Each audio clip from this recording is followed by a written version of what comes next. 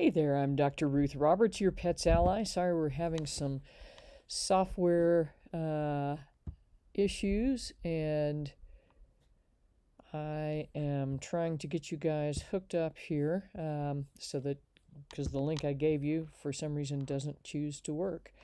At any rate, let me see if I can get the link here, and let me dump them.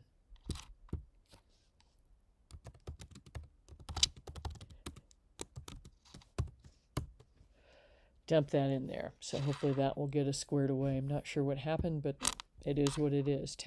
But thankfully the internet is not mean to me today. So we've got a bunch of great questions. Let me pop over to the Facebook page so we can start on that. Actually, first of all, there was a question last week about broccoli absorbing nutrients, and I apologize, I can't remember who had asked that, but I wanted to answer it because I was kind of puzzled that somebody was saying that. So I did about 30 minutes of research this morning, and the only concern I'm aware of is things called glucosinolates and goitrogens in cruciferous vegetables, which can prevent the absorption of iodine, which may then interfere with thyroid function. Now, I can't tell you that this is clinically significant. When I was still in brick and mortar practice, I think I had one patient that we had to actually reduce the amount of brassicas used in the CrockPet recipe because we just could not get their thyroid level regulated otherwise. So here's some other potential anti-nutrients, lectins, and this will sort of answer one of the other questions for today. Can interfere with the absorption of all of these things.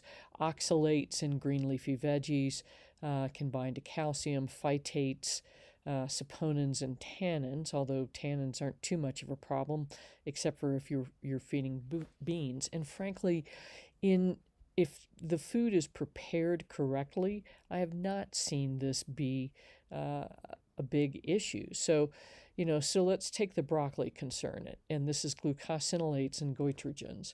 And the issue is that they actually have health benefits along with the potential to create problems.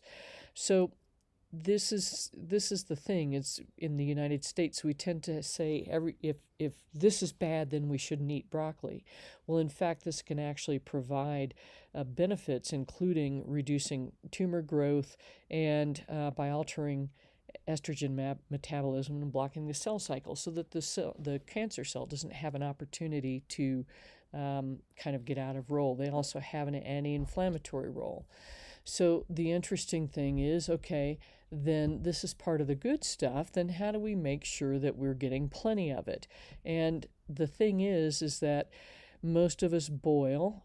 So if you, human person, are eating broccoli, then the best way to prepare it is to steam it, it turns out. But we're cooking for pets, and this is the interesting thing. Residual cooking water from all treatments was collected to determine how much of the stuff came out of the plant. And so boiling and microwave cooking resulted in significant losses. But because you were cooking the broccoli and other brassicas in the CrockPet diet, none of this is going away. But this is where, so it's like you're damned if you do and you're damned if you don't. It does have the potential to leach pesticides and things of that nature into it. So it's important to try and buy organic when you can, and buy at farmers markets when you can't. So let me drop some of these into the comments for you. And the other thing is that, again, we've got health benefits to this. So I'm not sure where your friend came up with the idea that broccoli could absorb nutrients, because there really isn't any evidence of that. So let me pop this one in too about anti-nutrients, because it is something you need to be concerned about. You will also read that kidney beans are toxic. period. So that's not true either. If you eat them improperly cooked, yes, you can have some pretty major maldigestion issues. And back to Allie's question about why do some bean recipes call for beans and others don't. The reason is that some pets with really severe GI disease simply can't handle beans. For me, I've had, loads and loads of GI symptoms, and it took me about 5 years in my health journey to be able to eat beans without too much of an issue. But I can only eat them about twice a week because there's a ton of fiber. Lectins have benefits as far as they feed the bugs down in the gut. And so if you have SIBO or something like that, that's not a great thing. But for the rest of us, it's a really good idea.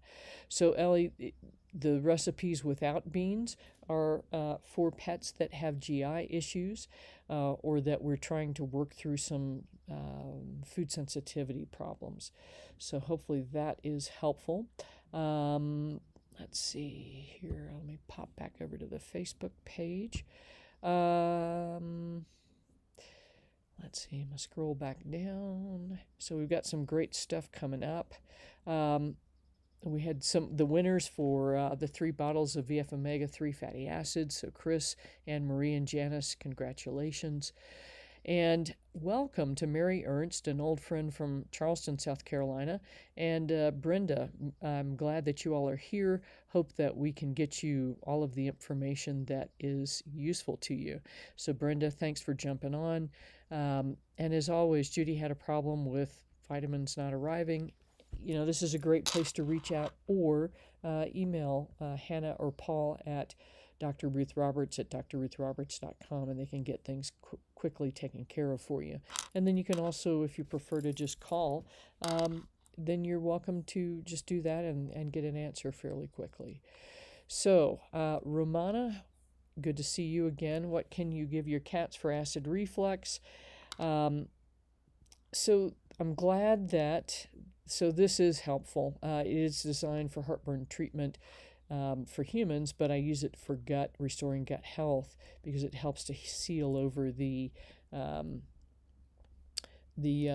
intestinal cells so that they can actually heal and provides them nutrients that they need to heal.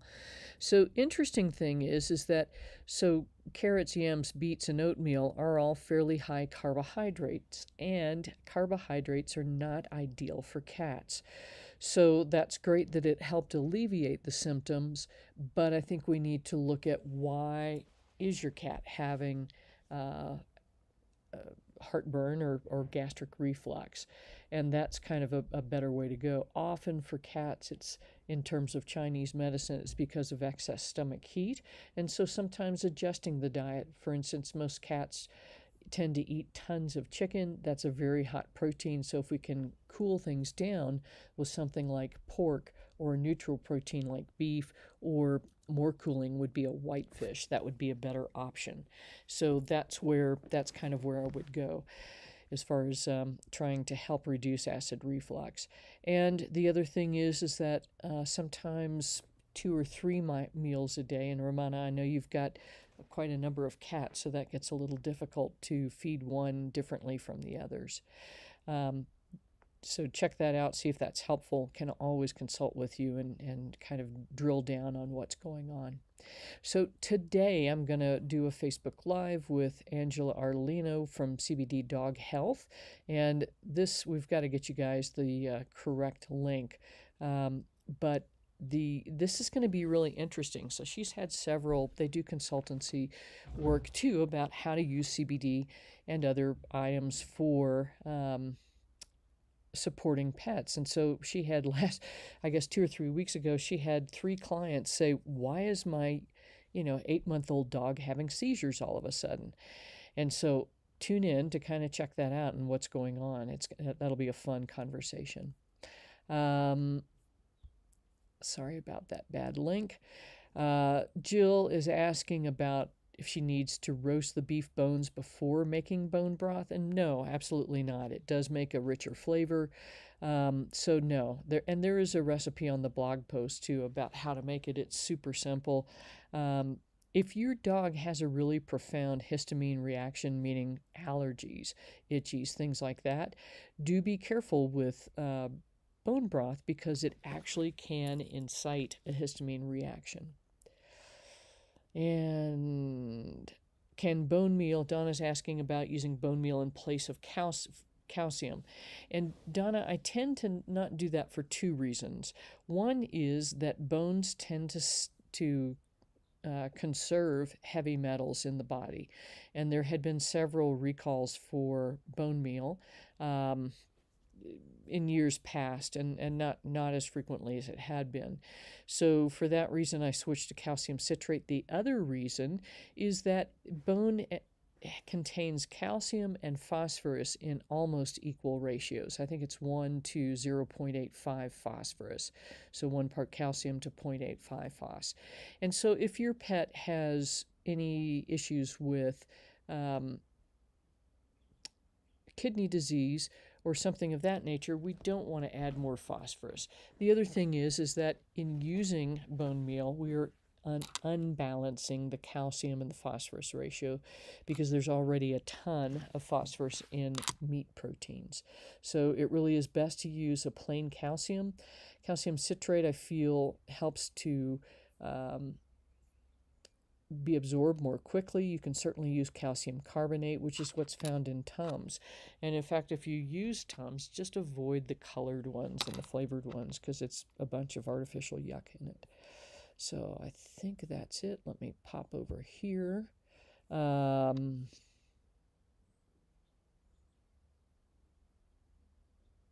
I think we got all the questions for today. So wonderful.